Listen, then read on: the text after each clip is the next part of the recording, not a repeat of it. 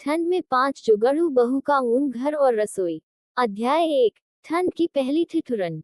घूंघटपुर गांव में ठंड की दस्तक कुछ ऐसी हुई कि जैसे खुद हिमालय नीचे उतर आया हो। सुबह की ओस नहीं, सीधे बर्फ गिरने लगी।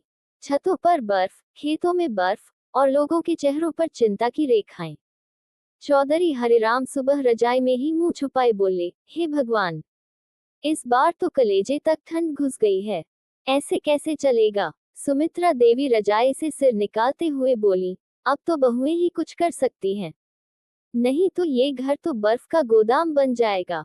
अध्याय 2। 5 बहुएं, 5 जुगाड़ू शक्तियां। घर की 5 बहुएं कमरे में इकट्ठा हुई। सरला, चमेली, गीता, बिंदिया और रानी। सबके चेहरे पर एक ही सवाल, कुछ तो करना होगा। और फिर जैसे एक एक कर उनके दिमाग की बत्ती जल उठी। सरला बोली, ऊन है हमारे पास, क्यों न पहले सबको गर्म कपड़े बना दूं। चमेली मुस्कुराए, अगर मैं कहूं, मैं ऊन से दीवारें बना सकती हूँ।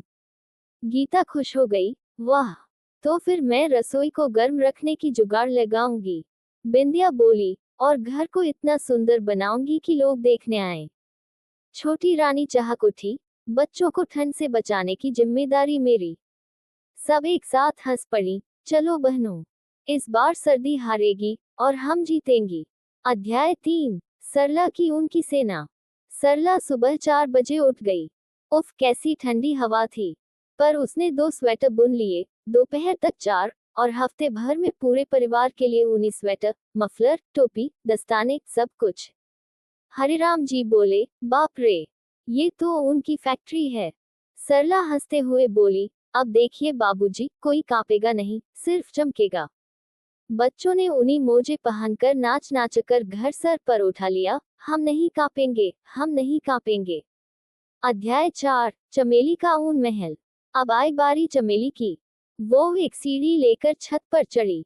लोगों ने देखा तो बोले, अरे बहू, छत से कूदेगी क्या। चमेली चिल्लाए, नहीं रे, छत को ऊन की रजाई उड़ा रही हूँ। उसने ऊन की मोटी रस्सियां बनाई, और पूरे घर की दीवारों, छत, खिड़कियों को ऊन से ढक दिया। घर अब दिखने लगा जैसे किसी परी की ऊनी झोपड़ी हो। बाहर बर्फ गिरे, घर में गुलाबी गर्मी। गांव की एक बुजुर्ग दादी देखकर बोली, रे बहू, तेरे तो हाथ में जादू है। अध्याय 5। गीता की गर्मा गर्म रसोई। गीता ने अपने छोटे से रसोई घर को युद्ध मैदान बना दिया। लकड़ियों का चूल्हा बीच में, चारों तरफ ऊन की मोटी परतें, और छत से लटकता ऊनी पर्दा। बर्तन रखते ही वो गर्म रहते, रोटियां सेंकते ही नर्म और फूली फूली।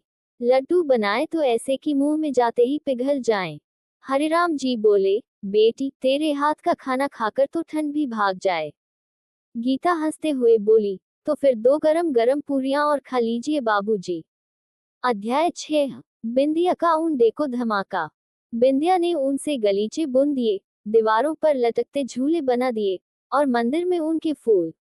उसने कमरे को इस तरह सजाया कि हर कोना ताजमहल लगे।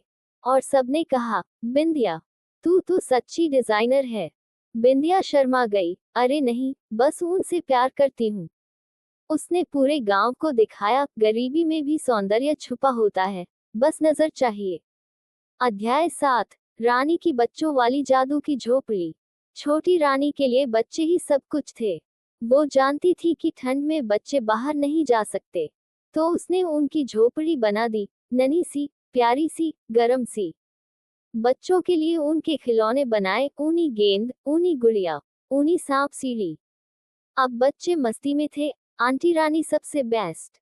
एक बच्चा बोला, मम्मी, मैं बाहर नहीं जाऊंगा, रानी चाची की उन झोपड़ी में ही रहूंगा। रानी हंसकर बोली, तू यहीं रह, मैं तुझे गरम दूध भी पिलाऊंगी। अध्याय 8। गांव में हलचल मच गई।